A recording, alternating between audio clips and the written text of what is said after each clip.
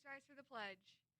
I pledge allegiance to the flag of the United States of America and to the republic for which it stands, one nation, under God, indivisible, with liberty and justice for all.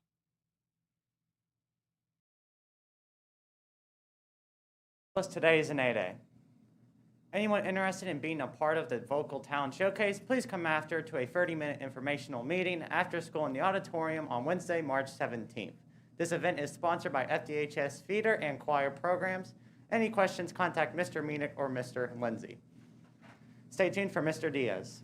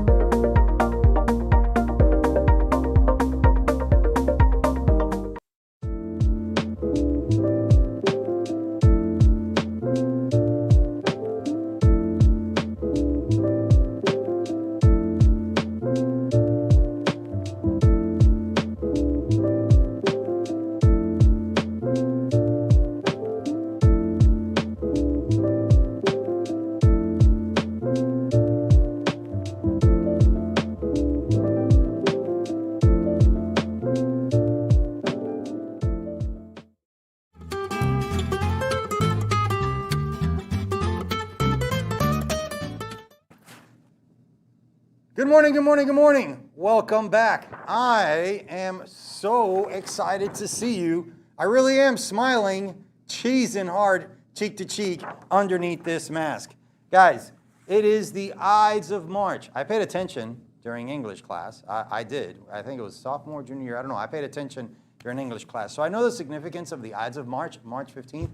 But to us, it is significant for an entirely different reason. Today is the day that all of our students are back. All of our students are back. We've got 9th, 10th, 11th, and 12th grade students here, and it was awesome to see the building buzzing, students walking in, grabbing breakfast. Some didn't want breakfast, some went straight to class.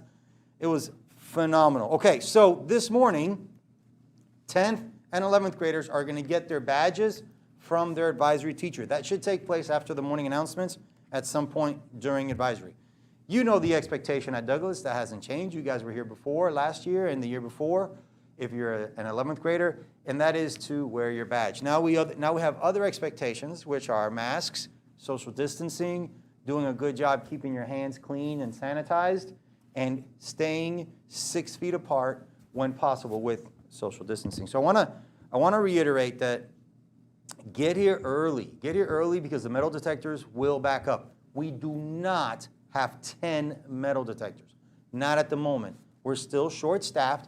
We're running 8 metal detectors. It was pretty smooth this morning, but I just want to warn you so that you don't find yourself being late. And think about your backpack. What exactly do you really, really need?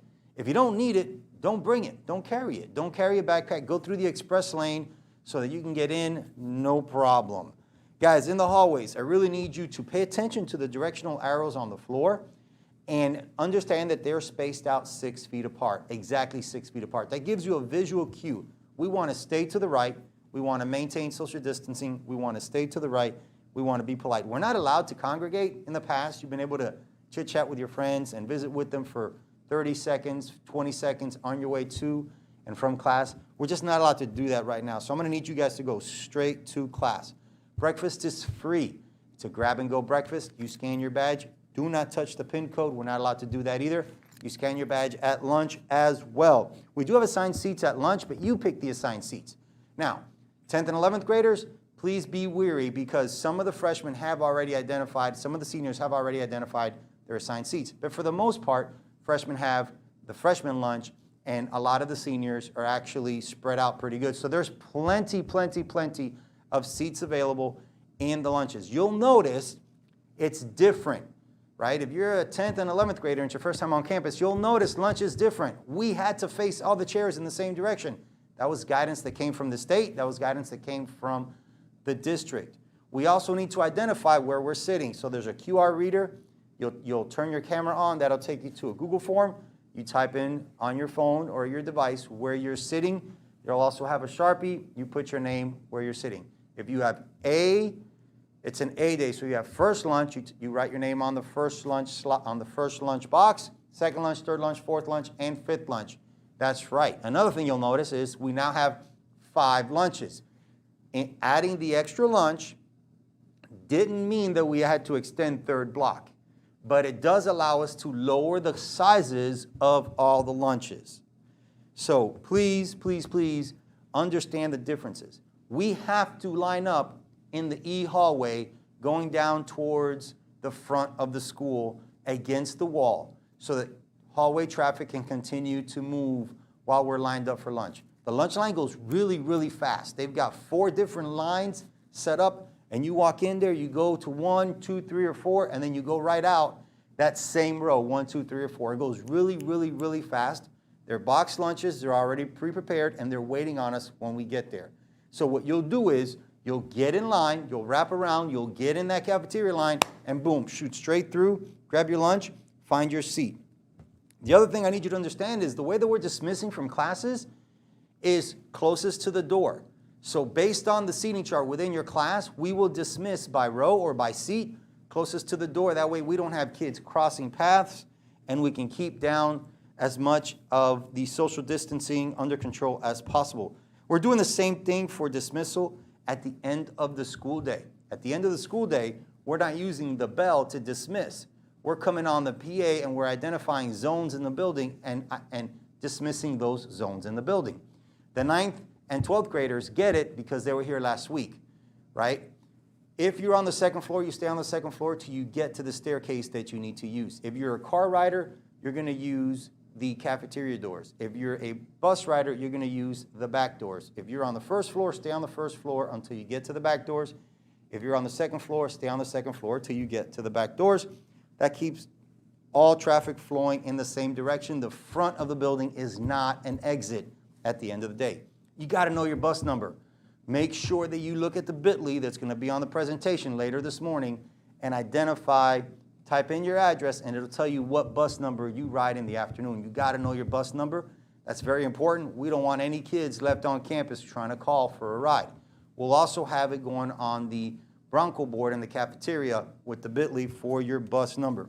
Big shout out to the defending state champ cheer squad that went to the Kentucky Cheer Academy and performed in their showcase, and for the first time ever performed their routine that they're going to take to district, to regional, and hopefully to state again and defend their state championship. I heard one of the girls say this morning, they're happy with 1 ring, but they really want 2. Wrestling season is almost over. Our wrestling team finished the season with a record of 20-5, which is phenomenal. And we have 6 wrestlers that are going to go on to compete in the state tournament. They qualified to compete in the state tournament. So big shout out to Anthony Condi, Steve Smith. Jackson Gonzalez is actually your regional champion, came in first place in the region. So great job, Jackson. John Bronson and Israel Tzinza. So those 6 wrestlers are going to compete in the state finals, and we wish them the best of luck. Our archery team went to a national competition this weekend in Louisville, and out of 115 high schools, finished in 8th place. And I want to send a big shout out to Colin Phelps. Colin Phelps did so well in this competition that he actually earned some scholarship money. So great job, guys, great job. Lacrosse is in full swing, baseball, softball, track, just a lot of different things taking place right now. I encourage everybody to be part of something. It makes high school deeper, more meaningful, and it gives you that sense of place, that sense of belonging. You build lasting memories by becoming involved and engaged in something. That's all the announcements I have for you today. I'm Lester Diaz, your principal, and it is an honor and a privilege to serve you in this capacity.